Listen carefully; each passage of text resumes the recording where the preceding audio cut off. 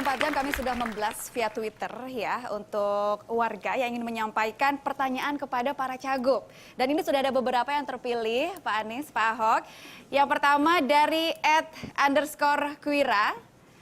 Dia mengatakan begini, ekonomi setiap keluarga tidak sama, tapi mahalnya pendidikan sama rata. Bagaimana cara mengatasinya? Silakan dimulai 2 menit dari Pak Ahok.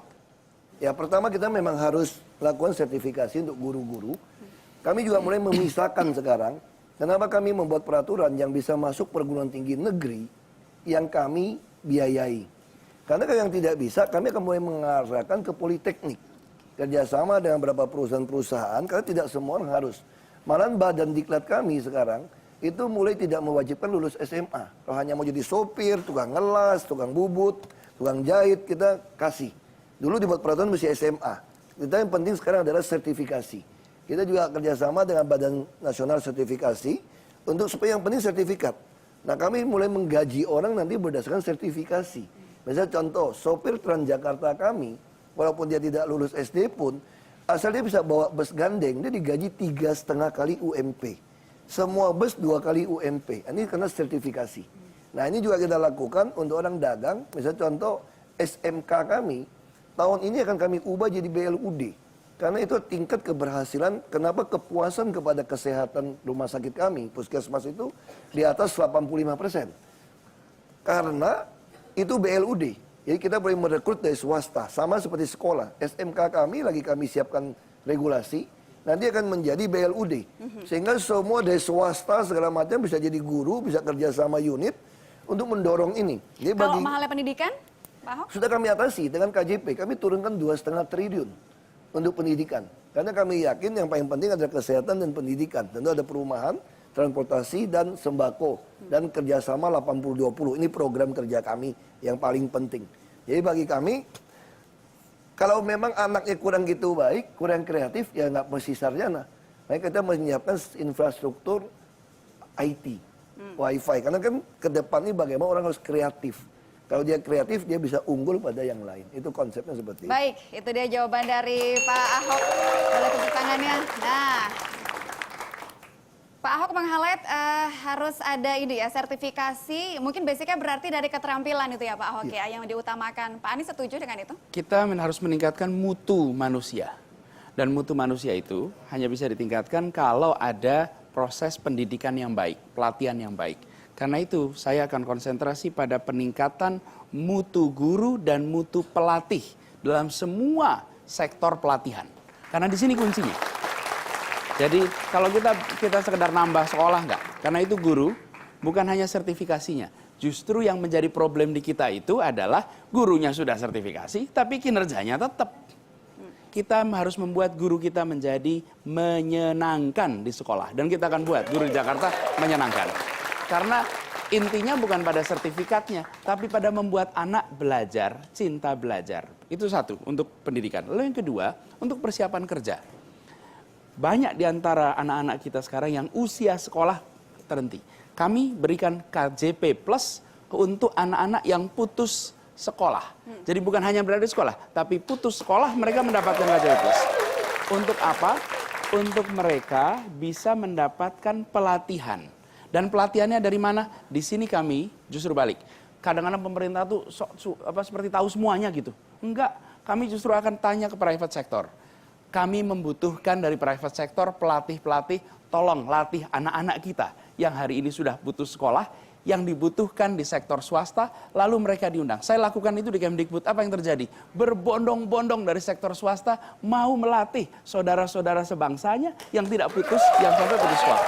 Jadi, tenang dulu, jangan lupa Pak Anies, kita juga harus menjawab bagaimana masalah mahalnya biaya pendidikan. Nah, karena itulah kemudian begitu kita fokusnya pada guru, maka biaya pendidikan yang sekarang ini relatif tinggi, kita justru akan tingkatkan mutu pendidikannya, sehingga kelas menengah pun, sekarang ini kelas menengah nggak mau ngirim anaknya ke swasta. Kenapa? Ke negeri. Karena kualitas sekolah negeri itu rendah. Nah, kalau gurunya ditingkatkan mutunya, peningkatan infrastruktur sedikit saja akan mengubah mutu sekolah. Oke, baik. Terima kasih tepuk tangan untuk kedua kandidat. Berikutnya kami kami masih punya pertanyaan dari netizen. Ini dari Twitter juga, dari @oclalo. Apa upaya dari para cagup untuk mengatasi masalah toleransi? Ini kayaknya masih hangat ya. Toleransi antar umat beragama terutama di Provinsi DKI Jakarta. Itu dia. Pak Anies, 2 menit dari sekarang silahkan toleransi. Saya ingin garis bawahi bahwa Indonesia dibangun untuk semua golongan. Bukan untuk 1-2 golongan. Dan ingat, pendiri Republik ini tidak pernah menyebut istilah minoritas. Nggak pernah. Tidak pernah. Tidak pernah menyebut istilah mayoritas. Kenapa? Karena minoritas-mayoritas itu soal ukuran. Kalau golongan itu soal kebinekaan. Jadi, perbaiki, berhenti bicara menggunakan istilah. Kenapa? Karena kita minoritas, itu bisa bicara minoritas jumlah dalam artian etnik, bisa juga jumlah dalam artian penguasaan ekonomi. Minoritas-mayoritas itu bisa ekonomi, bukan hanya mayoritas-minoritas dalam artian itu. Nah, ada hal konkretnya, Pak Anies, solusinya apa? mungkin. Solusinya apa? Justru kita akan fokus pada keadilan. Karena itu saya garis bawahi, tugas gubernur bukan hanya menegakkan peraturan. Tugas gubernur adalah membuat peraturan yang adil. Bagi apa? 1, adil untuk akses pendidikan, adil untuk akses kesehatan, adil untuk akses pekerjaan. Kalau keadilan itu hadir, maka kita akan merasakan kedamaian. Nah, di situ kemudian pentingnya pendidikan. Di dalam pendidikan itu diajarkan yang benar. Pendidikan di mana kita hidup bersama, saling menghormati, saling menghargai, dan menggunakan istilah antar golongan. Kalau kita menggunakan istilah antar golongan, kita nggak bicara tentang ukuran sama sekali. Kita bicara tentang adanya kebinekaan di Indonesia. Karena itu, saya percaya nanti di Jakarta kita akan khusus buatkan bahwa sekolah-sekolah di Jakarta adalah sekolah-sekolah yang mengajarkan tentang keadilan di ruang kelas, keadilan di sekolah, keadilan. Dan kalau itu ada kata adil, ini rumus ini, keadilan itu adalah rasa yang muncul. Dan kalau kita ajarkan anak dari rumah di sekolah terbiasa dengan kebinekaan dan keadilan, maka Jakarta akan menjadi kota yang memiliki toleransi untuk semuanya. Terdengar cukup indah, Pak Ahok, paparan dari Pak Anies soal keadilan. Pak Ahok punya tanggapan yang sama atau beda? Silakan. Pejabat itu yang harus menentukan. Karena dia mendapat amanah, mendapat mandat, menjalankan konstitusi. Rakyat bisa menjadi kacau balau, kita sama seperti orang tua kan. Kalau orang tua nggak tegas, saudara sekandung, sedara, sedaging saja bisa berantem. Kalau tidak tegas jadi orang tua atau orang tua pilih kasih. Tadi istilahnya Pak Anies adil betul. Nah dia harus ada pemerintah lah yang berfungsi. Ketika negara baru berkembang kayak anak-anak masih kecil, belum mengerti tentang keadilan, belum mengerti beda tangan kiri, tangan kanan, maka orang tua lah yang harus membimbingnya. Makanya pejabat adalah orang tua yang membimbing. Jadi pejabat itu harus betul-betul tidak pilih kasih, juga tidak boleh merusak, memanjakan itu anak. Dan pejabat juga tidak boleh menerima suap, sehingga dia akan membengkokkan keadilan. Dia pasti memihak. Pejabat juga tidak boleh takut kehilangan jabatan. Kalau dia takut kehilangan jabatan, dia akan seolah-olah mendukung yang mayoritas walaupun melawan konstitusi. Nah, seorang pejabat yang baik itu jadi negarawan, sekalipun dia tidak terpilih, sekalipun dia disingkirkan, dia harus tetap menjalankan konstitusi sesuai sumpah jabatan. Kalau itu dilakukan, maka keadilan akan dinikmati oleh semua orang. Baik yang besar, kecil, siapapun dia, pasti menikmati. Tapi kalau seorang pejabat mulai berpikir, dia takut kehilangan jabatan, takut kehilangan uang, dia mulai bermain-main supaya dapat popularitas, maka rusaklah negeri ini. Makanya saya yakin Jakarta harus dipimpin dari gubernur yang mengerti pertama tidak terima suap, kedua tidak berpihak, dan ketiga harus berani menjalankan konstitusi sekalipun dia akan tersingkir tidak dipilih orang. Saya kira itu yang penting buat Jakarta. Tegasan untuk menjaga kebinekaan. Saya masih punya satu saja pertanyaan lagi. Ini harus dijawab lagi nih Pak, cuman satu. Dari Pak Ahok dulu. Pak Ahok boleh sebutkan apa kelebihan dari Pak Anies dan juga Mas Agus? Kalau Mas Agus nggak enak dong nggak di sini. Nggak apa-apa, nonton di rumah. Nanti seolah-olah kita gosip ya nggak? Ngomong Mas Anies kan aja fakta yang mau disampaikan. Nggak enak lah. Silakan, silakan. Yang pasti Mas Anies orangnya santun. Nggak kayak saya lah. Ya, terus beliau juga S3, beliau juga teknokrat. Beliau itu sangat kuasai semua ilmu, sistem, semua. Karena teknokrat, rektor lagi kan. Terus kuliah juga luar negeri. Tentu beda dengan saya hanya S2. Saya ini hanya pegawai yang kerja, jadi sisanya kalau kita lihat main di time zone gitu, cuma buaya keluar mana, aku pukulin yang mana aja gitu. Yang penting cepat kan aja. Yang penting kita beresin aja lah, kira-kira gitu aja. Supaya fair saja nih, Pak Ahok, biar kita nggak diprotes juga, harus ada tanggapannya, kelebihannya Agus Harimurti Yudhoyono apa? Enggak lah, dia juga nggak nanggapin aku kok. Jadi nggak enak. Oke. Nggak enak. Oke, nggak apa-apa. Kalau gitu, Pak Anies, kelebihannya Pak Ahok apa? Pak Ahok ini detail. Kemudian yang kedua, ini pekerja keras. Pak Ahok ini kerja keras dan ini all out kerja. Jadi kita melihat dari Pak Ahok itu kerja keras, perhatian pada detail, kemudian dia melakukan hal-hal yang mungkin kontroversial. Misalnya keputusan-keputusan yang tidak sederhana dilakukan. Nah, memang problemnya adalah kata-katanya itu loh, gitu. Pak Ahok ini. Iya kan?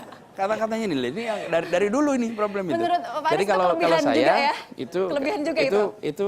Tapi udah pensiun saya melihat canggih kok, itulah. lebih baik. Jadi, nah, tapi saya juga melihat begini, seperti Pak Basuki ini, beliau menjalankan tugas selama 2 tahun ini dengan penuh dedikasi untuk Jakarta. Dia lakukan itu. Jadi dia all out ya di situ. Dan kita juga melihat apa yang dikerjakan oleh Pak Ahok itu hal yang berkelanjutan juga.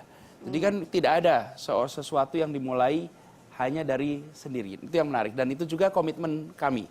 Kalau kami ditugasi, maka apa yang sudah dikerjakan oleh gubernur-gubernur sebelumnya justru akan kita pastikan itu berjalan tuntas. Dari mulai Pak Sutioso sampai Pak Foke dan lain-lain. Jadi ini kalau bicara Pak Ahok, beliau orientasi pada detail. Kalau Agus Harimurti Yudhoyono?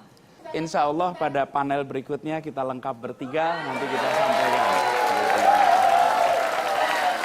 Kalau gitu saya minta pernyataan dari masing-masing kandidat soal Pilkada Damai. Ajakannya untuk masyarakat supaya mereka memilih dan juga menjalankan namanya Pilkada Damai. Silahkan Pak Ahok.